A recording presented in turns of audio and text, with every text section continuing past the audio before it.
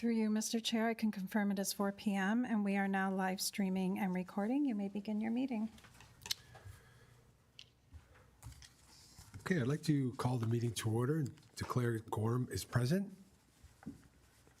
Would you please begin by hearing of the land recognition statement? Sure. Thank you. The town of Pelham is situated on treaty land, steeped in the rich history of the First Nations, such as the Haudenosaunee, Haudenosaunee, and the Anishinaabe, including the Mississaugas of the Credit First Nation. This territory is covered by the Upper Canada Treaties and is protected by the Dish with One Spoon Wampum Agreement.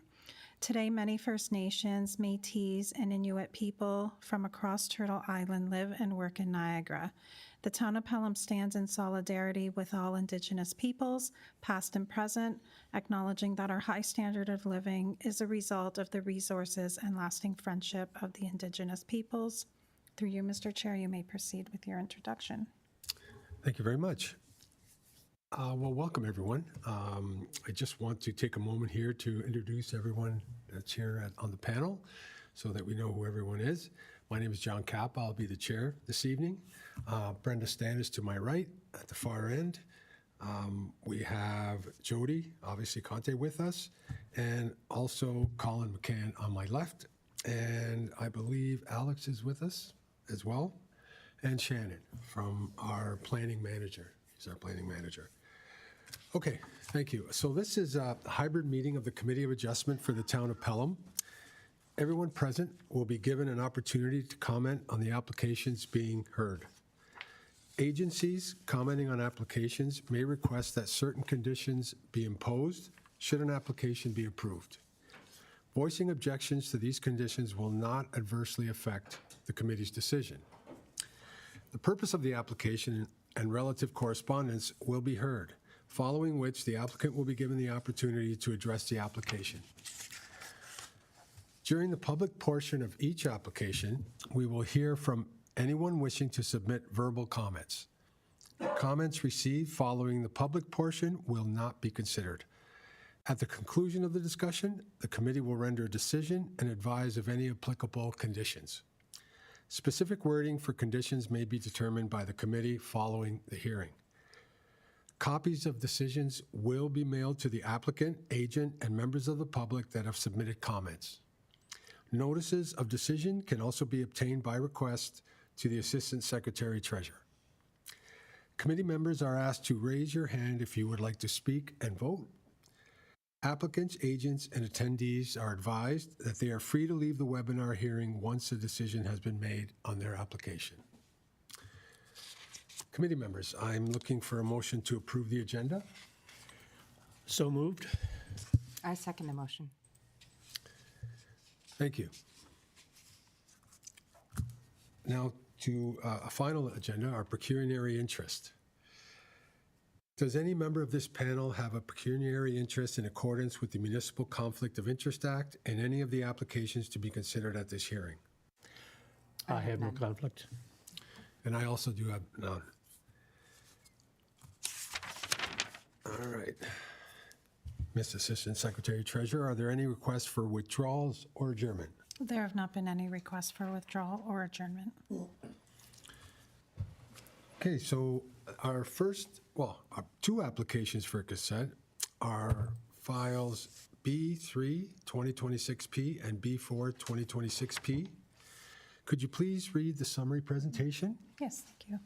Through you, Mr. Chair, for ease, the two consent files will be presented in one presentation since the analysis portion is the same.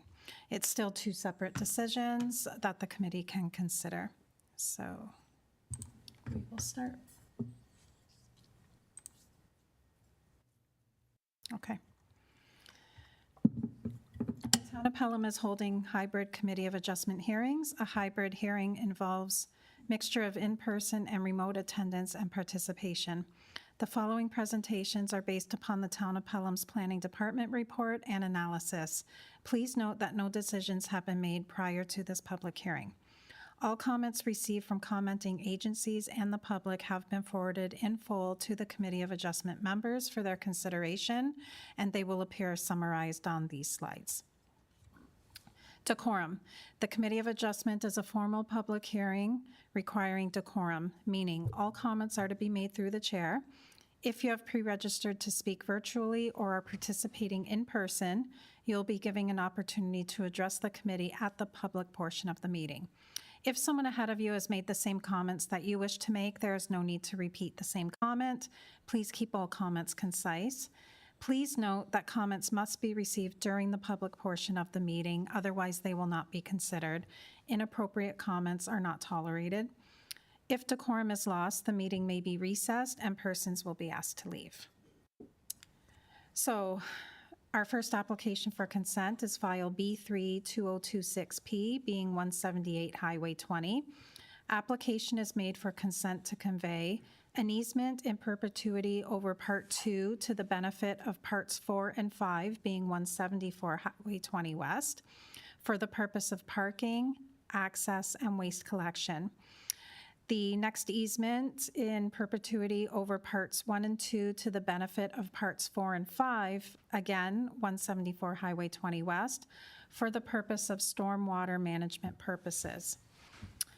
For file B4-2026P, being 174 Highway 20 West, application is made for consent to convey an easement in perpetuity over Part 4 to the benefit of Parts 1 and 2, being 178 Highway 20 West, for vehicular access. Part 3 will be dedicated to Niagara Region for road widening, and Part 5 is to be retained to facilitate the development of a 5-story residential building. To date, the following comments have been received from Public Works. Registered easements between 174 and 178 Highway 20 West for the shared entrance between the properties is required, as well as for the proposed runoff to the adjacent property. They made a note noting from the Soakaway Pit cross section states that the trench will be constructed after all significant construction activities have been completed. How will the runoff be contained during construction? And the balance is referred to in the conditions. Niagara Region comments are addressed through a site plan agreement, and no public comments were received at the time of writing the report. Planning staff are of the opinion that the 2 proposed consent applications are consistent with the provincial planning statement, Niagara official plan, and conforms with provincial, regional, and local plans, and are appropriate for the development and use of the land, and should be approved subject to the recommended conditions. Planning staff recommend that application numbers B3-2026P and B4-2026P be approved, subject to the following conditions. That the applicant submit overall lot grading and drainage plans for the parcels demonstrating that the drainage neither relies on nor negatively impacts neighboring properties, and that all drainage will be contained within the respective lots to the satisfaction of the Director of Public Works. Install any missing services with a temporary works permit obtained through the town, completed prior to consent at the applicant's expense, and provide local cards upon completion. The regional temporary works permit is to be submitted with the town's application. Obtain driveway access and culvert permits from the town for the construction of a new driveway or modifications to the existing at the applicant's expense and in accordance with town standards. Provide a registrable legal description of the subject parcels together with a copy of the deposited reference plan for use in issuance of the certificates of consent. Provide final certification fee for each file in the amount of $454. That approval of consent applications are subject to minor variance application A4-2026P receiving approval. Through you, Mr. Chair, the agent, Eric Beauregard, is with us today.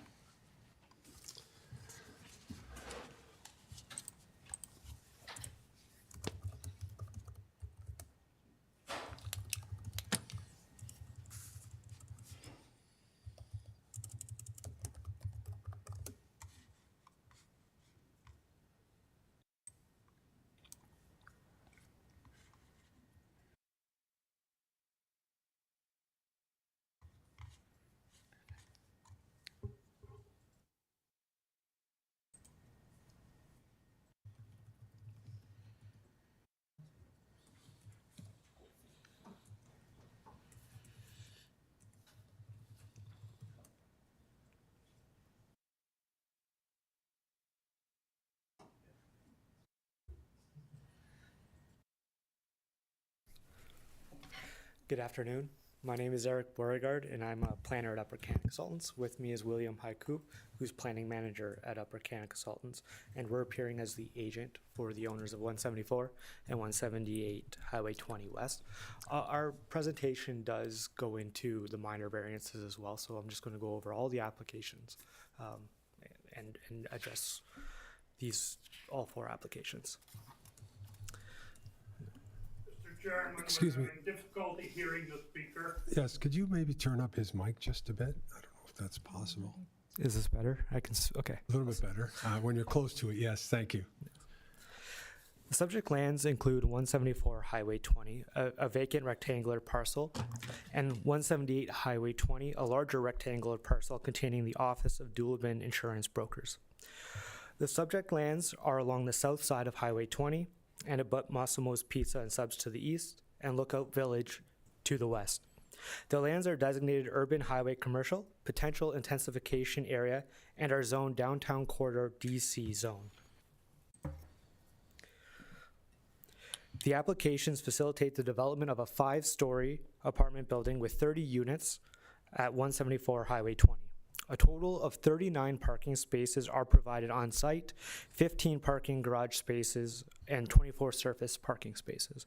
4 off-site surface parking spaces are to be provided on the adjacent lands 178 Highway 20 lands.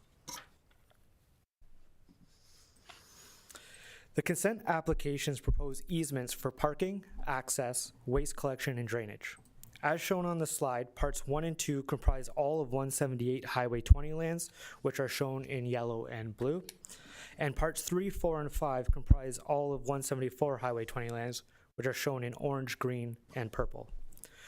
The applications request that parking, access, and waste collection easement over part 2, which is 178 Highway 20, in favor of parts 4 and 5, 174 Highway 20. A blanket drainage easement over part 1 and part 2, 178 Highway 20, in favor of parts 4 and 5. Access easement over part 4 in favor of parts 1 and 2. And then there's also a road widening that is a request as well, which is part 3, which is to be conveyed to the Niagara region.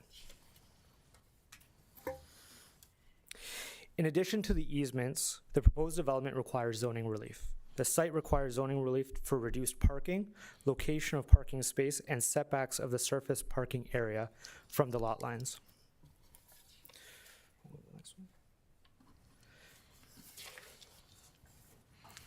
And there's also minor variances that are required for the building itself. Zoning relief is requested for the reduction of the step back of the 3rd story to 6th story of the building, 1st floor window height, and the 1st floor height.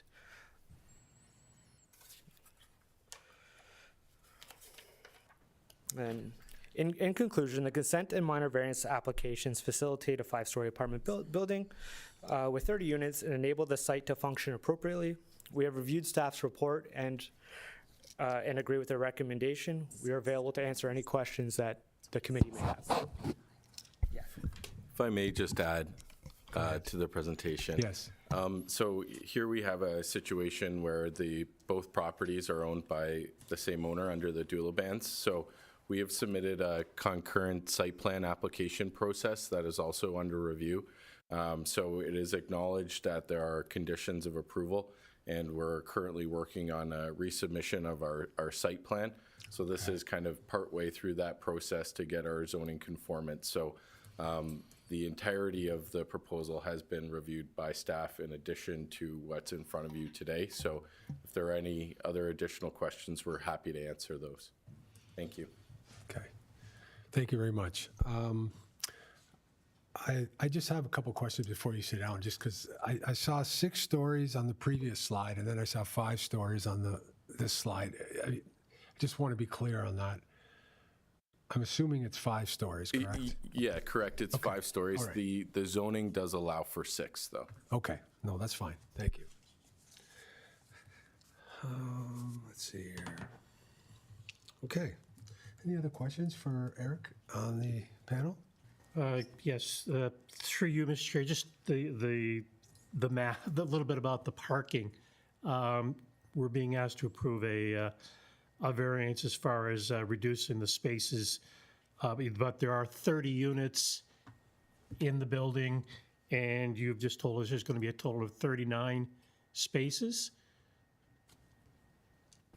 Through you, Mr. Chair, that's correct. So while the easement is seeking to implement 4 of those, they are on the 178 property.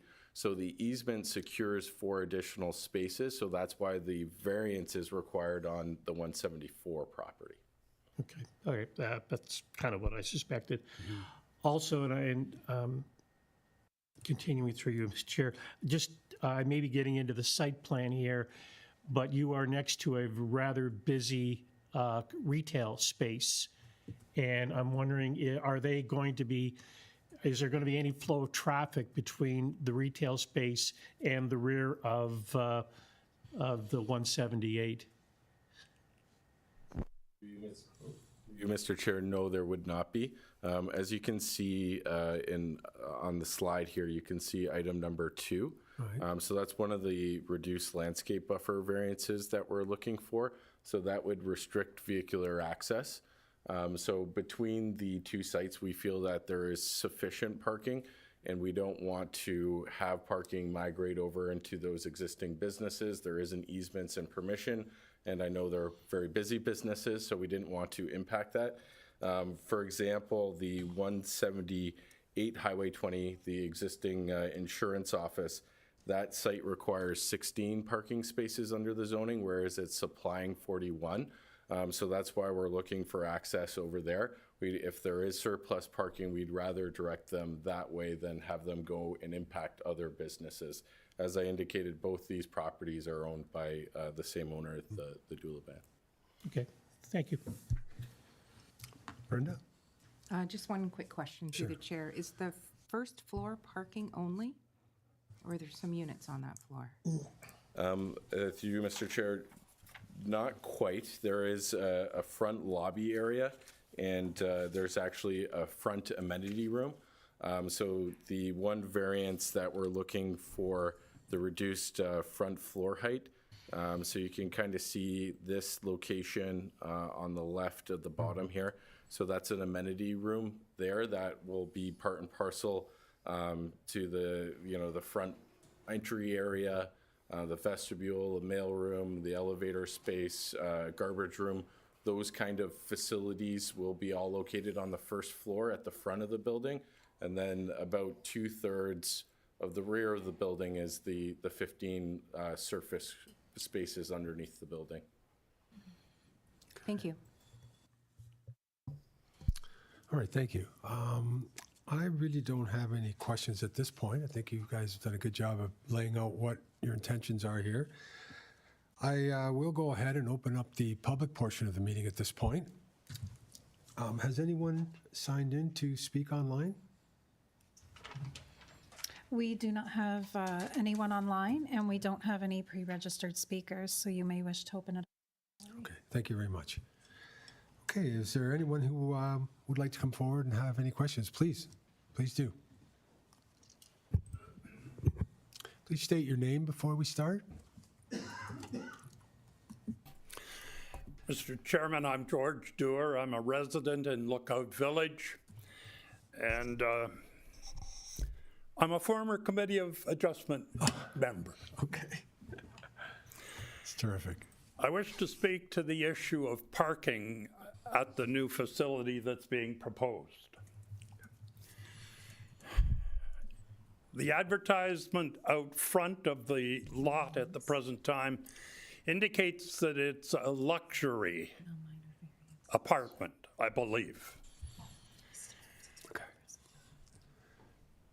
As soon as I hear the word luxury, I think of couples coming from Toronto, followed by both couples or the couple having 2 cars. And 30 units. And then I look at the town's plan and it calls for 1.25, I believe, Correct. parking spaces per unit. Hearing that, I struggle because it seems as if the building's too big for the lot, since not enough parking spaces can be provided for the people who are going to use the residence. I recognize that the town's bylaw says 1.25, but this is a new building and times have changed, and I struggle. I sense that the applicant has struggled a little bit because already he's asking for an easement for his property next door to increase the spaces that are available. Then I think to myself further, visitors are going to come. Where are they going to park? Down the line, oh, there's going to be contractors coming to do renovations or to do upgrades.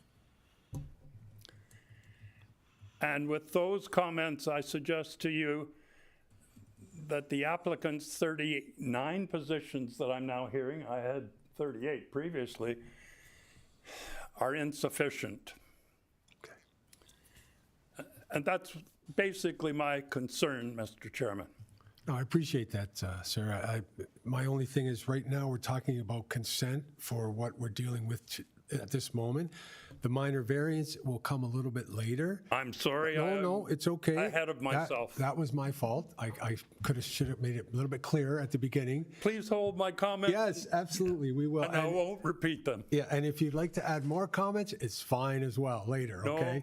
at this particular But point. I do appreciate your concerns about parking. I mean, that is something that is a big unknown really for the whole region, not just our area, but parking and trying to intensify. There's a lot of factors going on. And so what's that right solution? So I appreciate your comments. And when we get to that area, we'll go from there. Is that okay? Thank you, sir. No problem. Thank you, George. Okay. Thank you. Anyone else specifically want to speak to this consent? Okay. All right. Okay. Let's see here. If there's no one else that wishes to speak, then I will. I'd like to close the public portion of the meeting for this section. Can I please have a motion? Motion to close the public portion of the meeting? And seconded. Okay, thank you. Committee, do we have any other questions or comments that we might want to ask any party really out there? Through you, Mr. Chair, I just want to address the question that was raised by Public Works about how runoff would be contained during construction, and I want to know if a response has been received or is contemplated going forward.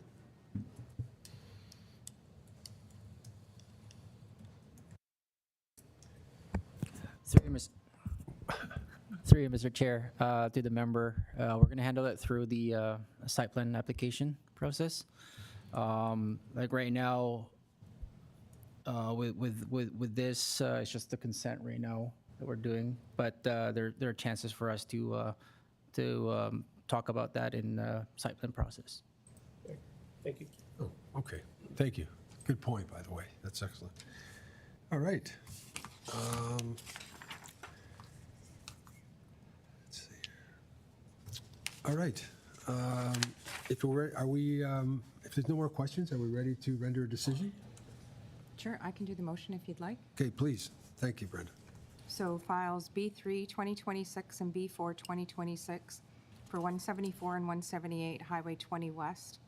Application for consent B3 2026P to convey an easement over Part 2 to the benefit of Parts 4 and 5, being 174 Highway 20 West for parking, access, and waste collection, and to convey an easement over Parts 1 and 2 to the benefit of Parts 4 and 5 for stormwater management.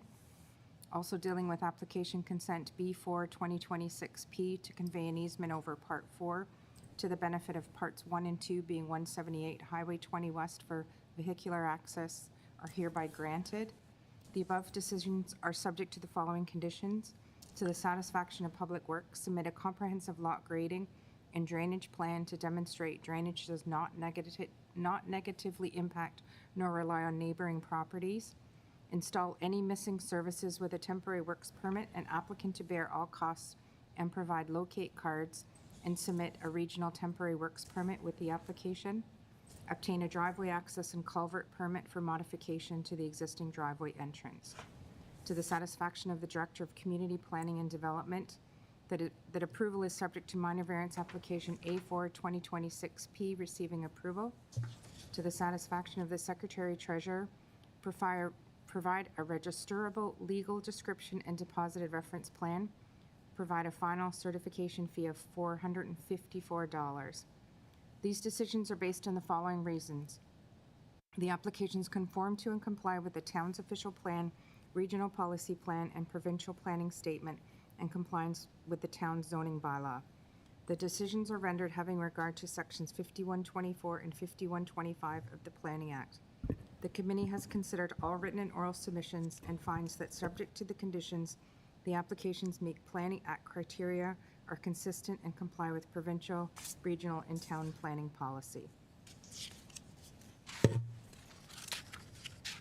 And I will second that motion. Okay. If we can get a vote. Yes, at this point, I'd like to get a vote from our committee on this. All in favor? I vote aye. Yes. And myself as well.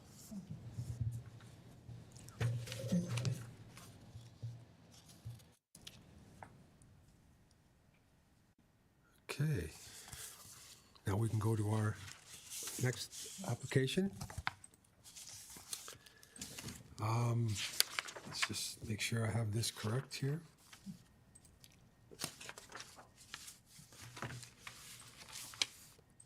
To you for a summary presentation.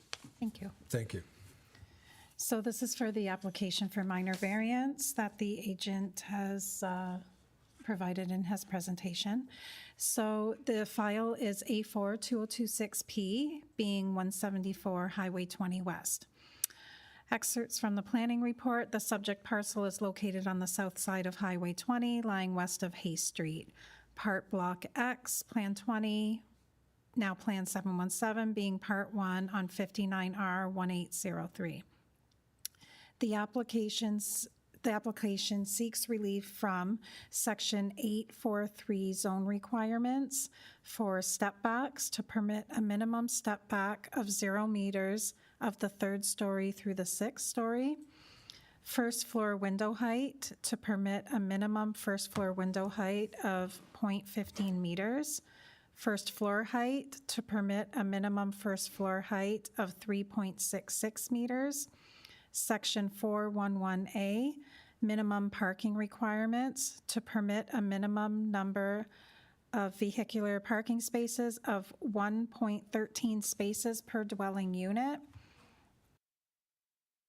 Section 4148, parking area location on lot, to permit a minimum setback from the street for an uncovered surface parking area of 6.15 meters, and to permit a minimum setback from the side lot line to the east for an uncovered surface parking area of 1.5 meters, to permit a minimum setback from the side lot line to the west for an uncovered surface parking area of 0 meters, to permit a minimum setback from a rear lot line for an uncovered surface parking area of 1.5 meters. To date, the following comments have been received, and we will refer you to the consent applications for B3 and B4 2026P, and no public comments were received at the time of Planning Department writing their report. So minor variance tests. Is the variance minor in nature? Relating to Section 843 zone requirements, step backs, yes.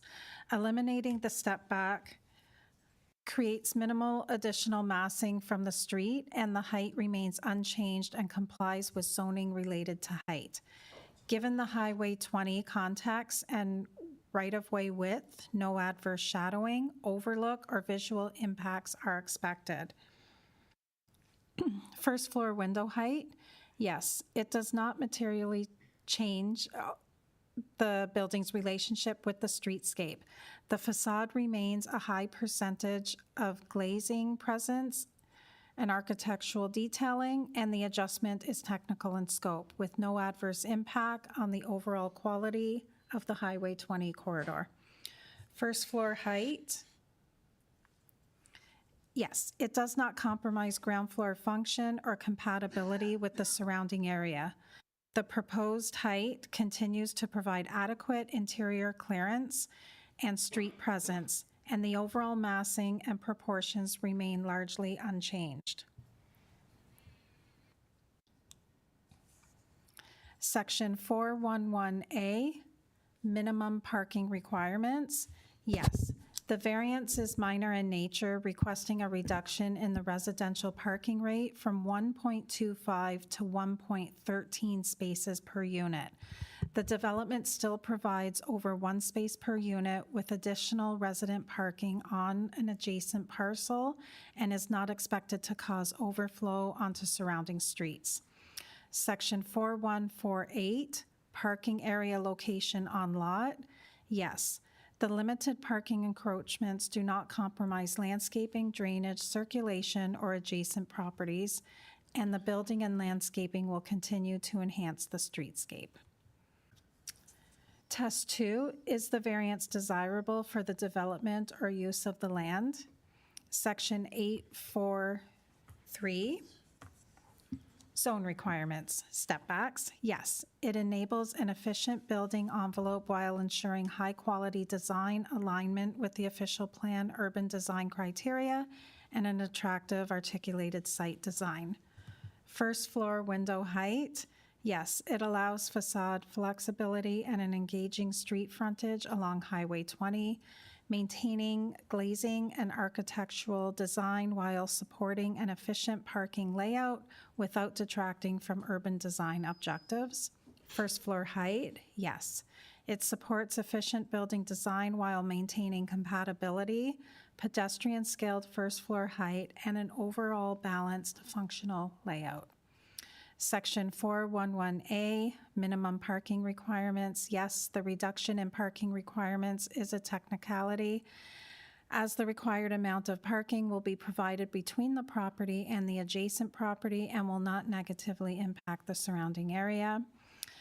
Section 4148, parking area location on lot. Yes, it provides design flexibility, positions the building closer to Highway 20 for a desirable urban design, and limits parking encroachments without affecting landscaping or the corridor's character. Test 3, does the variance maintain the general intent and purpose of the zoning bylaw? Section 843, zone requirements, step backs, yes. Although the step back is removed, the building's design and landscaping maintain an appropriate streetscape presence along Highway 20. No adverse impacts are expected, and the variance maintains the intent of the zoning bylaw.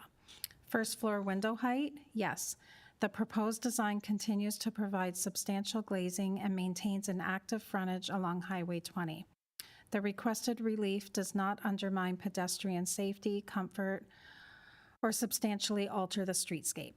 First floor height, yes. The proposed facade features a high percentage of glazing and building materials continue to provide an inviting frontage along Highway 20. Section 411A, minimum parking requirements. The parking requirement is intended to ensure functional site operations with more than 1 space per unit. The development is expected to operate efficiently. Given its walkable location and access to transit, the variance maintains the intent of the zoning bylaw. Section 4148, parking area location on lot. Yes, although the irregular lot creates minor parking encroachments, the layout continues to provide safe circulation, appropriate screening, and landscaping opportunities. As the relief stems from the site's configurations rather than overdevelopment, the variance maintains the intent of the zoning bylaw. Test 4, does the variance maintain the general intent and purpose of the official plan? Yes. The variances support the official plan by enabling compact, pedestrian-oriented development near the downtown, encouraging intensification within the built boundary, and making efficient use of existing infrastructure. They maintain compatibility, urban design objectives, and the character of the Highway 20 corridor, thereby upholding the general intent of the plan.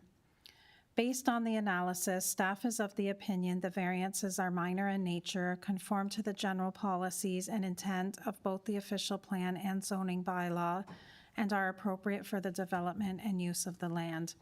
Planning staff recommend that application number A4-2026P be approved subject to the following conditions. Enter into a site plan agreement with the town to the satisfaction of the Director of Community Planning and Development. Obtain all necessary building permits prior to construction commencing to the satisfaction of the chief building official. That a record of site condition be filed prior to building permit issuance, and that the approval of the minor variance is subject to consent files B3 and B4 2026 receiving final certification. To you, Mr. Chair, as you know, the agents are here. Thank you. Mr. Chair. I would like to just chime in on the parking situation, if Sure. I may. Sure, please. The Doulabans, my clients, are a local family who've been living in the area a long time, have had a lot of businesses. Going into this process, they undertook a lot of market research and data around the usership of parking, and that was done in consultation with a number of different parties. So we feel that the proposed parking with the easement will satisfy the needs of the apartment building. Specifically, the variance for the reduction, as you know, is, as I touched on, is part and parcel to the easement. But basically, the parking underneath the building at the back and the 4 spaces on the neighboring property will satisfy a 1-unit parking ratio. And then the drop-off area and the spaces along the side of the building. And you know what, I'm just going to bring up the presentation here to show you this a bit better. So these spaces here along the side of the building will be for the visitors, whereas the spaces underneath the building at the back and these 4 would then be for the tenants. So even more so, there's a number of different ways that we could have done this site to not have any variances at all. But we feel that the design, what we've come forward with, allows for a better design, controlling costs, and really provides that functionality that the site needs moving forward. For instance, the lay-by parking spot here, having a bit of a drop-off, Amazon packages, those kind of things. We could have gotten additional parking spaces in there, for instance, but felt that was important for the functionality of the building. So if there's any follow-up questions at all, please don't hesitate. I'm here to answer those. Thank you. I just have a quick question about that. So when I read through the information, at 1.25, it's 38 spots, correct? And you're asking for 34 spots to be approved. That's what brings it down to the 1.13. So the additional spots are on the easement. Is that what we're saying here? I just want to make sure that makes sense. Absolutely, Okay. yes. Yeah, so, And there's 5 spots. yeah, so there's a spot, if you can see my Yeah, mouse here, I'm it just kind of trying- straddles the line there. Yeah. And then there's 4 additional spots on this side here. Oh, okay. Okay, that I didn't see. Okay. Yeah, just trying to understand the numbers, because sure. 1.13 doesn't mean very much, really. It's how many number of spots are there. Yeah, no, and fair enough. And like I was saying, like, for instance, there's not a requirement to have like a lay-by drop-off like this, but we felt it was important. So we could have turned that and done a number of more perpendicular spaces there. But, you know, in this day and age with Amazon deliveries and such, you need a good spot for that. So. Okay. All right. Let's see here. I think, I think I'm gonna, I don't think I have any more questions. Does anyone have any more questions at this point? Not for the planner, no. No. Okay. So thank you very much. At this point, again, I'd like to invite the public with any comments. Now, I know, Mr. Dewar, you mentioned your points earlier. If anyone else would like to add, please make your way up.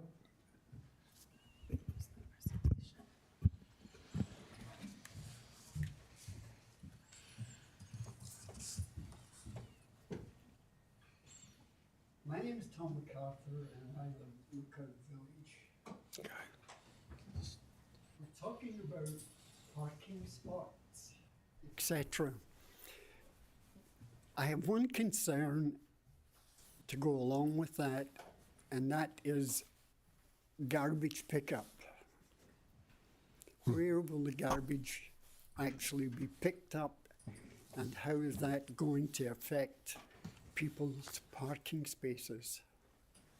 Okay, so just to be clear here, like people just tossing garbage in the parking lot, or are we talking about the actual garbage area? The garbage area Right. for the building itself. Good, that's a great question. I don't know, yes, please, if you could take a moment, that's a great question. I don't think that was stated anywhere, but I think it's on one of the plans, if I'm not Yes, it mistaken. is, and I'll just bring this back up and I can show you. It's the easement area, if I'm not correct. Yes, exactly. So you can see the main, the two arrows for the in and out. So here, just below the number 3, you can see the waste collection area. Okay. So we're proposing to do what's called earth bins, which are those recessed containers. Got it. So they would continue to have like a normal garbage truck with the 2 front prongs, pick them up, and Sure. and then yes, that's how that's being dealt with. Okay. Okay. Any other questions or comments? Please, Mr. Dewar. Mr. Chairman, could I see parking 4.11? Sure. Who has it up on the screen here for us? Okay. Which presentation? Are we talking about the explanation or the diagram? Yes, I'm concerned the explanation from the planning people Okay. suggested something about walkability and something about transit, Okay. and I just wanted to comment in that regard. Absolutely. If I could see that clearly. Let's see if we can find it here.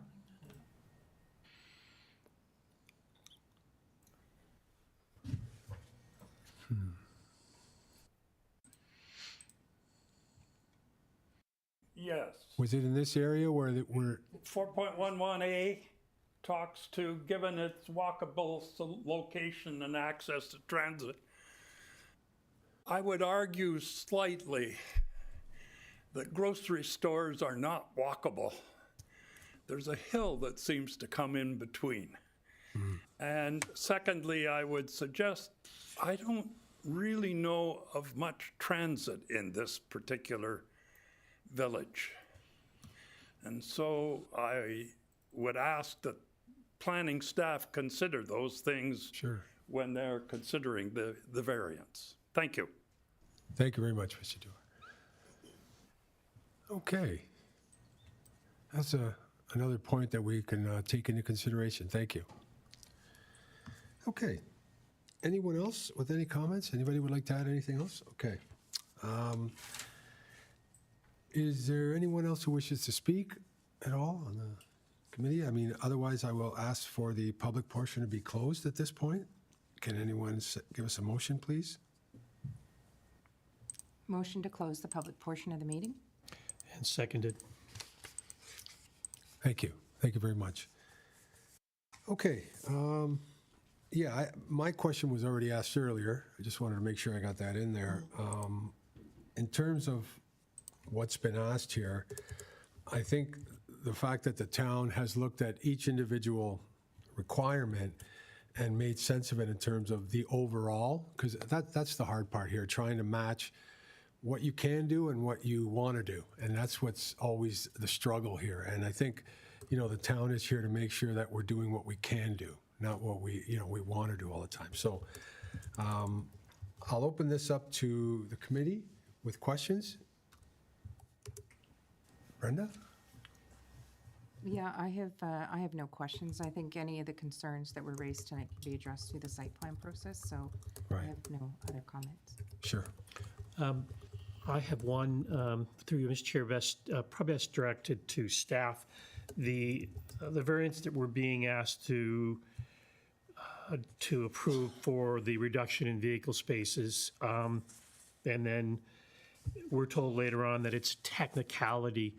I just want to make sure that, 5 years from now, Mr. Dullivan decides to sell that portion of the property that deals with his office, and the new owner is not so receiving to allow parking on the, by the tenants of the adjacent building. Is the easement sufficiently protected that we are going to wind up with 39 spots, which in final math exceeds that which is mandated by the town? Through you, Mr. Chair. You will see that one of the recommended conditions from staff is that the easement also be approved in order to support the minor variance. So that was part of the reason by which we supported the minor variance. The zoning bylaw is very specific that it requires property owners to provide the required number of parking spaces on their own property. And so in this case, given the fact that there is also the easement, which will, in the long term, protect access to those parking spaces, staff were satisfied that the minor variance reduction to the parking spaces could be supported. And that easement, it will be registered on the title so that if the adjacent property is sold in the future, the interests of this particular property are protected and the access to those parking spaces will remain. Okay. Okay, I guess my question was, is this variance even required now that we've approved the easement? Through you, Mr. Chair, the variance is still required because the zoning bylaw requires the spaces to be provided on the property. And technically, these additional spaces are provided on the adjacent property. Okay. All right, so there's no wiggling out of the easement by a future owner of the next property? Through you, Mr. Chair, if for some reason it was agreed between the two property owners that they were willing to deregister the easement in the future, then they would be in non-compliance with the zoning because the minor variance is contingent on the easement. Yeah. And sorry, and if I'm correct, that would be disclosed if anyone was to be purchasing, if that thing was for sale, let's say that building, that would be all be kind of part of the legal aspect of buying that property at some point down the road. That's correct. It's always a buyer beware situation. Whoever is purchasing property has the responsibility to look into any of the restrictions or permissions that are on that particular property. Okay. Thank you very much. Thank you. That was great. You're good, Brenda? Yeah, I think you're good. I think I'm good at this point as well. I think we've heard a lot of information, some great points from the public portion. At this point, I think we could look at rendering a decision. I will make the motion. Okay. For file A4-2026P, 174 Highway 20 West in Pelham, an application made for minor variances of a minimum set step back of 0 meters of the 3rd story through the 6th, a minimum first floor window height of 0.15 meters, a minimum first floor height of 3.66 meters, a minimum number of vehicular parking spaces of 1.13 spaces per dwelling unit, a minimum setback from the street for an uncovered surface parking area of 6.15 meters, a minimum setback from the side lot line to the east for an uncovered surface parking area of 1.5 meters, a minimum setback from the side lot line to the west for an uncovered surface parking area of 0 meters, and a minimum setback from a rear lot line for an uncovered surface parking area of 1.5 meters. I move these variances be granted for the following reasons. 1, the variances are minor in nature as eliminating the step back creates a minimal additional massing from the street, and the height remains unchanged. It does not substantially alter the building's relationship with the streetscape and has no adverse impacts on the overall quality of the Highway 20 corridor. It does not affect ground floor function or compatibility with the surrounding area. The development still provides over one parking space per unit with additional parking on an adjacent parcel. The limited parking encroachments do not affect landscaping, drainage, circulation, or adjacent properties. 2, the intent of the zoning bylaw is maintained. 3, the intent of the official plan is maintained. 4, the proposals are desirable for the land as it enables an efficient building envelope and ensures high-quality design. It allows facade flexibility and an engaging street frontage. It supports efficient building design while maintaining compatibility, pedestrian scaled first floor height, and an overall balanced functional layout. The reduction in parking requirements is a technicality, as the required amount of parking will be provided between the property and the adjacent property. It provides design flexibility for desirable urban design and limits parking encroachments without affecting landscaping or the corridor's integrity. 5, this application is granted without prejudice to any other application in the town of Pelham. In making this motion, the Committee of Adjustment has considered the written and oral comments and agrees with the minor variance report analysis and recommendation that this application meets the Planning Act test for minor variance. There are conditions. Condition 1, that all necessary building permits are obtained prior to construction commencing to the satisfaction of the chief building official. 2, the owner enter into a site plan agreement with the town to the satisfaction of the Director of Community Planning and Development. 3, that a record of site condition must be filed prior to the building permit issuance. And 4, that approval is subject to consent files B3 and B4 2026P receive final certifications.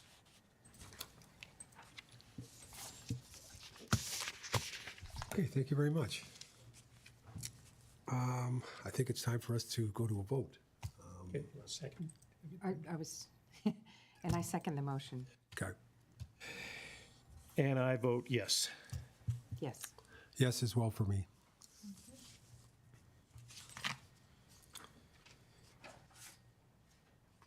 Okay, that brings us to the end of our That brings us applications to- today. Yes. I'm looking for someone to approve the agenda for today. Minutes. Minutes. Minutes, sorry. I'm at the wrong end of the meeting here. I move that we approve the minutes from the January 12th meeting. And I second the motion. Thank you. And a motion to adjourn. Motion to adjourn.